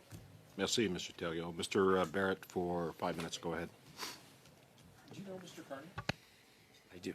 And when was the last time you spoke with him, or texted with him, or emailed him, or exchanged letter mail with him? I'm here to tell you that no one at Brookfield has communicated with the Prime Minister in relation to Brookfield or its business. That's what we're required to monitor. That's what I'm here to confirm. My question is, when was the last time you communicated with the Prime Minister? And you're required to answer. I'm happy to answer. You obfuscated with your first response, sir, so I'm giving you the precision that you're required to answer the question, and it is directly when you last communicated with Mr. Carney. Since he departed office, I have met with him only once. And what was the nature of the meeting? I contacted him to have a discussion about the rise in hate incidents, particularly anti-Semitism, across Canada. And what was the date of the contact and the date of the meeting? I contacted him a couple weeks before that, maybe more. The date of the meeting was Friday, October 3rd or 4th. And did you meet in person or virtually? I met in person with him. I took the afternoon off, and I came to Ottawa on my own dime. Okay. And did you meet with him here or in the Prime Minister's office on Wellington? I believe it's the Prime Minister's office. Okay. And is that in this building, or is that in, because he's got a couple. So is that in this building here, or is that the one down the street? On the corner. Okay. Yeah. Thank you. Thank you very much. It doesn't hurt to have a Prime Minister financially tied to Brookfield's passive performance. Correct? Again, I'm not here to opine on what is appropriate or not as it relates to considerations on how political figures, public office holders govern themselves. So Mr. Carney holds Brookfield linked assets in a so-called blind trust. Many of, and I'll say that, as you confirmed earlier, we know some of those are there because they're less liquid, I think was the term that you used. Is that right? Less liquid? I would describe those as less liquid. Okay, yes. so we know they're still there. And many of the portfolio companies that Brookfield has lobby the government. Now, Mr. Carney's compensation based on those assets held in trust rises when those companies do well. So when they lobby for an outcome that they're seeking, a favorable outcome for their business, and his government grants it, his personal financial position improves. I think you should say it, though, because there's only one. There's only one company in that list that's in Canada. Okay. And that company is? Entropy. If the Prime Minister sold all of his Brookfield-linked assets, instead of keeping them in trust, there would be no conflict to manage. Is that correct? I think that's probably a correct statement, yes. And so this is what we have isn't a Brookfield problem. The reason that you're here is because the Prime Minister has a financial interest in the performance of this company. And what we've said, what I've said, is that to restore Canadians' flagging confidence in democratic institutions, in their elected officials, that there ought to be a regime in place where party leaders who are represented in the House of Commons divest by way of sale of their controlled assets. And then we avoid the perception and we avoid the risk, and then there isn't a need to manage conflicts. And that's why we're here. We're looking for information because it's very opaque and Canadians don't understand. And they want to be able, it should be possible to hold two views at the same time. You want an investment in nuclear technology, but you also want to be certain that the decision was made because it's best for the country and it's not going to personally benefit any elected official. Thank you, Mr. Barrett. Thank you. Monsieur Sarri, pour 5 minutes. On va terminer You avec... have 5 minutes. And we'll end with one final turn. Mr. Cooper, followed by Ms. Lapointe. Thank you very much. I would like to clarify for those listening to us. People have already come to testify at committee and have explained that we're talking about of investments and that Mr. Carney was recusing himself from certain decisions, and we were reassured. But for Brookfield, we will be putting mechanisms in place on our side, but on your side, what is being implemented, knowing that somebody who formerly worked at Brookfield is now Prime Minister? How do you act at Brookfield in order to avoid any conflict of interest? At Brookfield, we, and I've said this before, we're responsible for ensuring that any interaction with public office holders, whether it's the Prime Minister or any other public office holder, are appropriately administered, that they're appropriately vetted and recorded in our logs, which are tracked by us. And we do the same for any. But in our case, and that's why I can come to this committee and confirm that we've had no interactions with the Prime Minister in relation to Brookfield or any of our businesses. That's what we do. We track any interaction with public officials, and when we are required to, we register. Quand c'est enregistré, est-ce que c'est quelque chose qui... When they're registered, is this something that is public or is it for your internal management? Registration becomes public, yes. Est-ce que les membres du comité peuvent avoir... Can the committee members have access to that information? There's a registry of anyone who has registered in that under that legislation, so that's publicly available. Encore une fois, si vous le permettez, Monsieur le Président. Chair, and for those who are listening to us, if we want to summarize, after Mr. Carney left, we have understood that every time there was a decision and it was confirmed by Mr. Blanchard and Mr. Sabia that he recuses himself, and there is a screen that is implemented. And on your end as well, there is transparency regarding interactions, whether it be with the Prime Minister or other office holders. That is important. That said, you are someone with some experience in governance. Is there any other advice that you would like to give us? Because I don't want to debate on another company and a Prime Minister in the future. What we want to implement is a model and processes that are future ready. The context will change in the future, and I don't want to apply something for a single situation like Brookfield and Mr. Carney. I want us to have advice from you. What could we do? What should we add if there is anything to add? I appreciate the question. As I've said before, it's not for us as a private enterprise to opine on what is appropriate among government officials in dealing with these conflicts.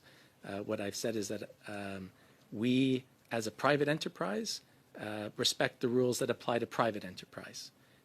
And I believe that it should be for government to determine what is appropriate for administering these matters at government.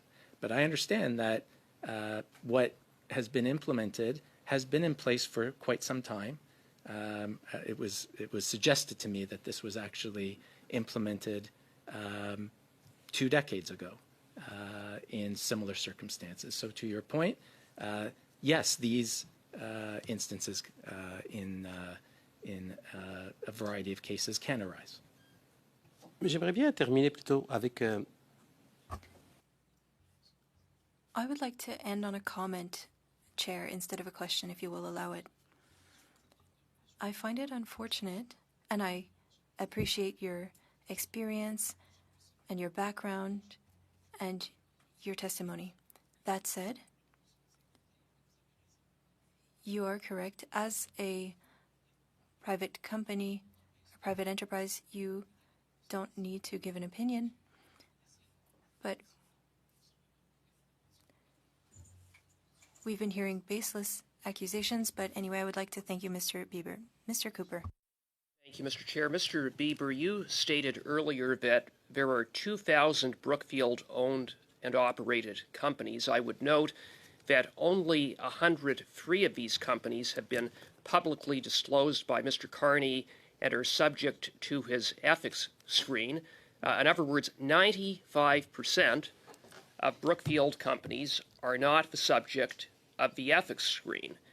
Will you undertake to provide a list of the 1,900 other Brookfield companies? I presume that in conversations and the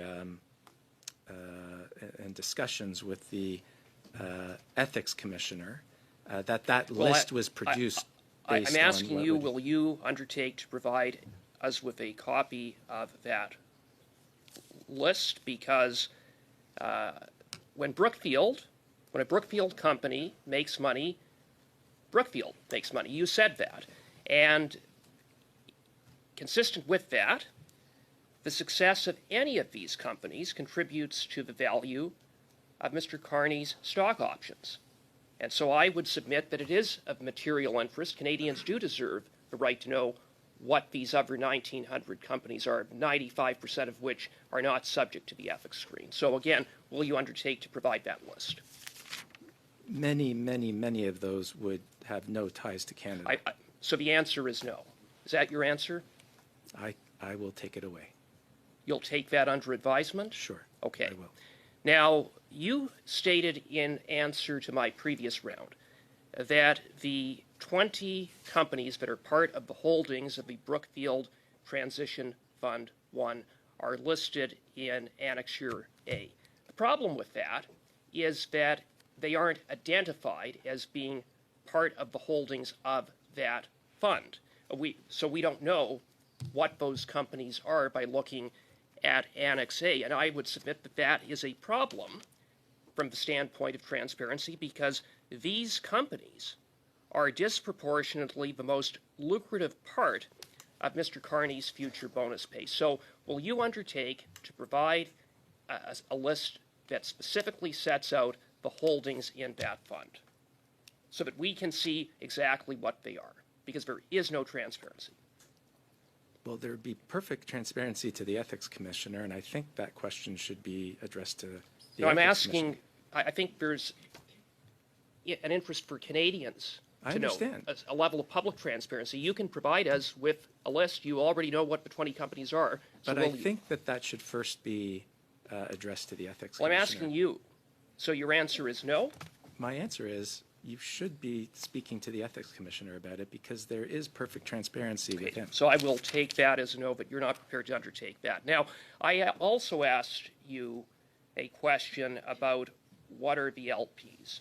And you said unequivocally, Brookfield doesn't disclose, doesn't release the names of LPs. And I would submit that is a real problem here.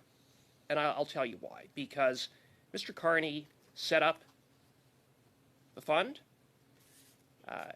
This is a $15 billion fund.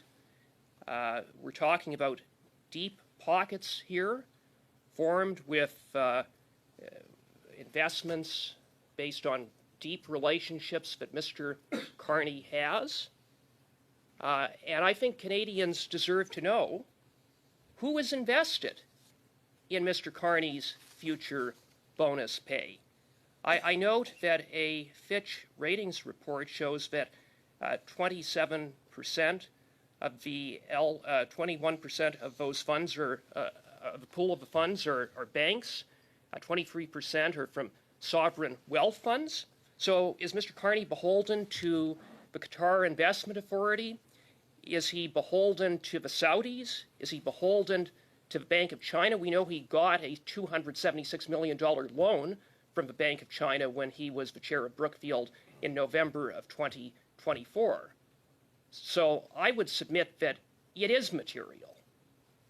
It is material, and I would therefore on that basis ask that you provide the names of those LPs. I've already answered that question. And so the answer is no. That's not the answer that I gave. Well, then I've been provided an answer. Well, I said that we would take that under advisement. You'll take that under advisement. Okay, thank you, Mr. Cooper. Madame Lapointe, 5 minutes. Merci beaucoup, Monsieur le Président. Puis merci encore. Thank you, Chair, and thank you again for being with us at committee. We're talking about the Conflict of Interest Act. That is the subject of our study. Can you talk about the ethics and conflict of interest tools that are used in order to prevent conflicts of interest at Brookfield? Yes, I'd be happy to. As I mentioned, we assess conflicts, and conflict adjudication is premised on 3 key principles. One is ensuring that the conflict is identified, so we need transparency. Secondly, in the resolution of a conflict, either we're able to reduce the conflict, terminate it, or seek informed appropriate consent or approvals. We have a strong compliance regime in place that ensures that everyone across Brookfield is attuned to the transparency and is able to identify those conflicts. When they're identified, we have systems in place to then address them. Those systems include ensuring that they are reviewed by a committee of some of the most senior people within Brookfield to ensure that the conflict is being addressed in an appropriate manner. We are subject to very stringent rules relating to conflicts of interest as an SEC registered investment advisor. And so we either have procedures through which the conflict is vetted and determined to be consistent with the procedures and rules we have in place, or we are required to go and seek informed consent of unconflicted decision makers. Question suivante, c'était de comprendre, mais vous avez élaboré pour que je... Thank you for explaining that. Have you already participated in the administration of these tools or the systems that you mentioned? I am. I'm the chair of our conflicts committee, and I'm very much a part of the systematization of our conflicts protocols. Et selon votre expérience, And in your experience, the systems that you mentioned, are they efficient in order to reduce the risks of a conflict of interest? We believe that they are, and we've been undertaking these procedures for decades as we've operated our business. Si je vous parle de règles d'éthique, If I talk about ethics rules at Brookfield, what are they? We our ethics, our culture, the rules that we operate by are really fundamentally ingrained in everything that we do. We invest on behalf of institutions and individuals, pensioners, sovereign wealth funds, and we do that with a keen eye on ensuring that we do it with transparency, that we undertake everything we do in compliance with all laws, and that we do it with the best interests, that our sole focus is ensuring that we are operating the business in the best interests of those investors. on a des blind trusts. We have blind trusts for the government, but also screens that can be used, as is the case for the Prime Minister. Does this exist in the private sector? On occasion, screens are used in order to separate people with different types of information. We call them information barriers, and sometimes those are permanent, and sometimes less frequently they are episodic to address very specific circumstances. Administrer vos information barriers. C'est qui? Those information barriers, who's responsible for their administration? Generally, it would be the governance and compliance groups who will articulate very specific procedures that are expected to be implemented in order to ensure that all activity during the period are respected. In the case of permanent, it's even more segregated, and the rules would ensure that any interaction across the wall are supervised and authorized before any wall crossing. Okay. Is the terminology we use. Okay, thank you. Merci, Madame Lapointe. Mr. Bieber, I want to thank you for your testimony today. As I mentioned earlier, the clerk has made note of some of the requests that have come from committee members for the production of information. Typically, what I like to do is put a date on it in terms of a response to that. So when the clerk sends you or a representative of Brookfield the information that has been requested, I am going to put a deadline on it for the receipt of that information, just so that you're aware. Okay, so thank you again for your testimony today. I'm going to dismiss you, Mr. Bieber, because I do have some committee business to deal with, and it should go very quickly. It's in relation to the, and all members of the committee have received the study budget for the upcoming AI study. I don't expect that there's any problems with that. Can I see nodding of heads that I have committee's approval in the amount of $27,500 for the upcoming study? Okay, so that's been approved, Madam Clerk. I have no other business before us, so I am going to adjourn the meeting. Thank you, everyone.